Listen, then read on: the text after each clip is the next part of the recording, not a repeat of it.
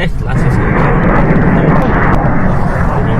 7月14日是腊戌战役相当具有戏剧性的一天，果敢同盟军突然宣布单方面停火，期限是从7月15日至18日24时止，4天时间。给出的理由是为不影响北方邻国大会顺利召开，积极配合维护边境地区稳定。与此相对的是7月14日凌晨4点左右，缅军出动战机对果敢同盟军大后方靠近云南边境的果敢老街实施空袭，缅军飞机共落弹2发。果敢老街东城皇家丽华和东城国际等建筑群遭到炮火严重破坏，并有1名群众死亡。这是腊戌战役爆发以来，缅军飞机首次直接侵入果敢老街投弹。由于7月14日并不在停火期限内，当天下午同盟军与缅军在腊戌多处地点重新爆发战事，激烈程度甚至超过以往。首当其冲的是腊戌城南五堡，同盟军与缅军反复争夺的507营指挥部。有报道称，同盟军211旅主力动用重武器，试图拿下该营地。面对同盟军的猛烈炮火，缅军则全力抵抗，再次出动了飞机助阵。双方战至午夜，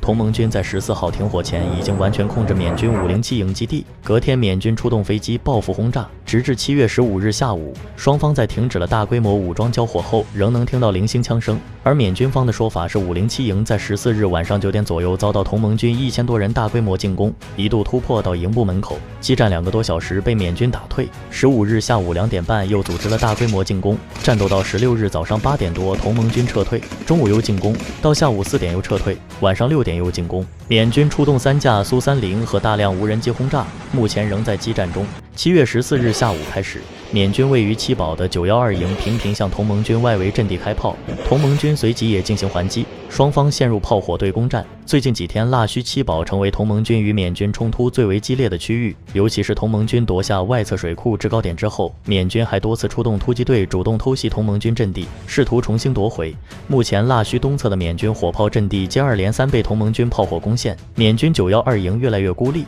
同时，同盟军继续在腊戌城东北12堡与缅军精锐展开巷战。由于这是缅军司令部东侧重要侧翼，是缅军死守的重要片区，同盟军在突破曼纳等外围区域后，每前进一步都非常困难。同盟军311旅在腊戌城西北的老象山外围一带发动进攻，缅军进行了十分顽强的阻击，同盟军占领了缅军部分阵地，但也遭遇了一定伤亡。最新消息是，同盟军311旅在16日夺取了腊戌西南卫星城美航，腊戌外围卫星城只剩下河北。另外，同盟军611旅已经清剿了河北到老象山一带的缅军外围据点，与同盟军311旅形成联动。由于过去半年，缅军在腊戌北侧河北近郊修建了大量临时工事，同盟军611旅对河北主阵地群的推进速度受到了一定影响。当然，真正的战场除了武力比拼，还有虚实相结合的战略。我们再回看同盟军下发的临时停火通知，会发现同盟军严谨灵活的战场应变策略。首先，同盟军要求停火期间，如果缅军挑起进攻，无需请示便可进行还击，停火就地终止。看似是单方面停火声明，实则在告诉前线战士，缅军如果敢主动挑衅进攻，坚决反击，事后再向前指报告。其次，停火期间，缅军战机或民用客机往腊戌运送物资或降落，停火就地终止。这个条件就更为苛刻，连日来的交战已经让腊戌缅军出现大量伤员，军需物资匮乏。缅军可能还是会利用同盟军缺乏防空武器的劣势进行空投，只是应该不敢使用机场。第三，停火期间，即便在腊戌战地以外，缅军如果对同盟军辖区和防区进行空袭，就地停火即宣告终止。类似木邦、贵盖和老街遭受空袭的情况，都将触发停火终止。同时，同盟军强调，在停战期间，各战区要做好备战工作，要提高警惕，不能麻痹大意，防止敌人偷袭。突出一个灵活机动。对于同盟军这份具有外交战略高度的停火声明，与缅军空袭老街造成人员身亡的做法形成了鲜明对比。缅甸相关媒体也报道，中方大会期间出于边境稳定的原因，要求与缅甸边境的少数民族武装团体停止战斗是正常的。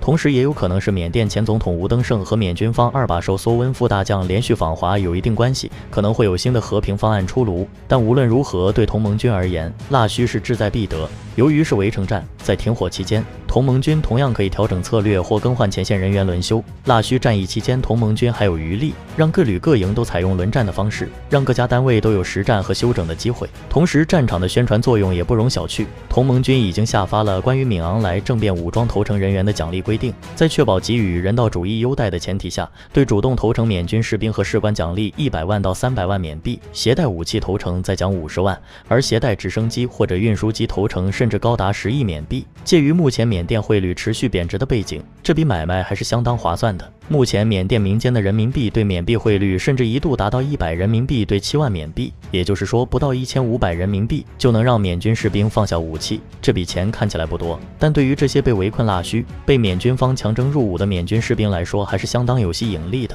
甚至是有些缅军士兵1年工资了。再加上先前老街战役时就有部分缅军享受过同盟军的优待俘虏政策，已经是驾轻就熟了。所以据说这几天每天都有上百缅军武装人员排队向同盟军投降。缅北战事将如何演变？欢迎订阅简易指南，下期再会。多的时候上几百，少的时候呢，最少是有个70-80，大量的这个武装人员向我军投诚。